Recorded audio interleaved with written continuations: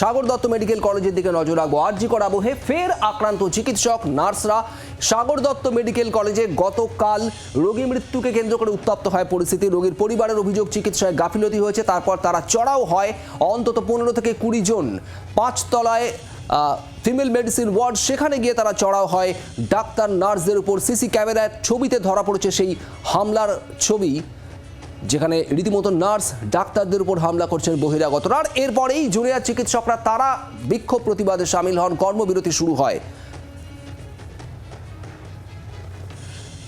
Sagar Dutta medical college থেকে সরাসরি রয়েছেন আমাদের প্রতিনিধি কমলাক্ষ ভট্টাচার্য। কমলাক্ষ, এসপি কমিশনার এসেছিলেন অলোক রাজরিয়া, স্বাস্থ্য সচিব নারায়ণ স্বরূপ নিগম এসেছিলেন, অধ্যক্ষের সঙ্গে জুনিয়র চিকিৎসকদের বৈঠক হয়েছে, তারপরেও কি জট অচলাবস্থা কাটছে? কি পরিস্থিতি এই মুহূর্তে?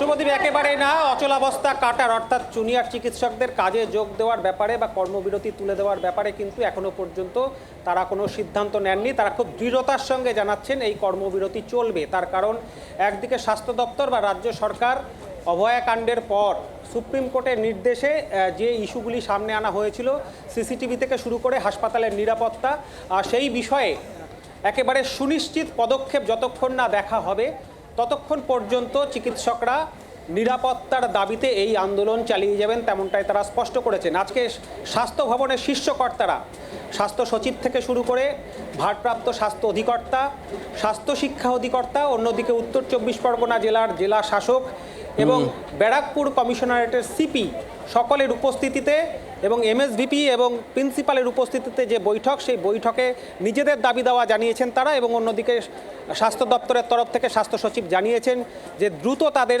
যে দাবিগুলি, সেই দাবিগুলি নিয়ে তারা সেই বিষয়ে সিদ্ধান্ত নিচ্ছেন। অবিলম্বে পুলিশ পোস্টিং এবং সিসিটিভি লাগানোর কাজ শুরু হয়েছে, কিন্তু আন্দোলন চলছে। তোমাকে এই মুহূর্তে দেখাবো, এখনও পর্যন্ত কিন্তু চিকিৎসকরা তারা এই যে লাগাতার কর্মবিরতির যে ডাক দিয়েছেন, সেই কর্মবিরতি তারা চালিয়ে যাচ্ছেন। এবং তার পাশাপাশি তারা রীতিমতো আজকে বিক্ষোভও দেখিয়েছেন স্বাস্থ্য শিক্ষা অধিকর্তা এবং সিপিকে ঘিরে। তাদের বক্তব্য যে হাই হাই স্বাস্থ্য সচিব, সেই স্লোগানও আপনাদের দিতে দেখা যায়।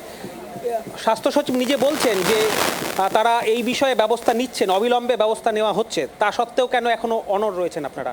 দেখুন, আমাদের আন্দোলন 1 মাস পেরিয়ে গেছে। এই 1 মাস ধরে আমরা কলেজ অথরিটি শুধু নয়, পুলিশ কমিশনার থেকে শুরু করে স্বাস্থ্য ভবন, সবার কাছ থেকেই অনেক প্রতিশ্রুতি পেয়েছি। সিসিটিভি বসানো হবে, নিরাপত্তা বাড়ানো হবে, এই হবে সেই হবে, কাজ চলছে। 1 মাস ধরে এটা আমরা দেখছি, কিন্তু তারপরেও আমরা তো জনপরিষেবার কথা ভেবে, স্বাস্থ্য পরিষেবার কথা ভেবে আমাদের ধর্মঘট তুলে আবার কাজে ফিরেছিলাম। তাহলে কেন আবারও কর্তব্যরত অবস্থায় মহিলা চিকিৎসক, ইন্টার্ন, পিজিটি এবং বিশেষ করে সিস্টারদের তাদের কেন নিগৃহীত হতে হলো? আর কতদিন এই জিনিসটা চলবে, এই প্রশ্নটা আমরা তুলতে চাই। বারবার আমরা শুধু প্রতিশ্রুতি পেয়েছি, আমরা কিন্তু কোনো বাস্তবে কোনো অ্যাকশন আমরা কিন্তু দেখতে পাইনি। এই 1 মাস ব্যাপী আন্দোলন চলছে। আন্দোলন চলাকালীনও আমাদের কলেজে অনেক বিক্ষিপ্ত ঘটনা ঘটেছে। আমরা দেখেছি পুলিশ দাঁড়িয়েছিল, পুলিশ নীরব দর্শক। এমনকি গতকালের ঘটনায় এমন নয় যে পুলিশ ছিল না, পুলিশ কিন্তু ছিল, সিসিটিভিতে দেখা যাচ্ছে, কিন্তু পুলিশ নীরবে দাঁড়িয়েছিল। মাত্র 10-15 জনের মাস, পুলিশ খুব সহজেই এই মাস কন্ট্রোল করতে পারতো, কিন্তু পুলিশ আগাগোড়াই নিষ্ক্রিয় ছিল। বলে আমাদের দাবিটা এইখানেই যে আপনারা আমাদের নিরাপত্তার ব্যবস্থা করুন। আদালত কিন্তু বলেছিল যে স্বাস্থ্য আর বিচার কখনো দাঁড়িয়ে থাকতে পারে না, তো স্বাস্থ্য পরিষেবা তো দাঁড়িয়ে থাকেনি, স্বাস্থ্য পরিষেবা তো রাস্তায় বসে থাকেনি। নয়, নিরাপত্তার কি ব্যবস্থা হচ্ছে সেটা কার্যক্ষেত্রে কিভাবে তার অ্যাপ্লিকেশন হচ্ছে, এইটা তারা দেখতে চাইছেন।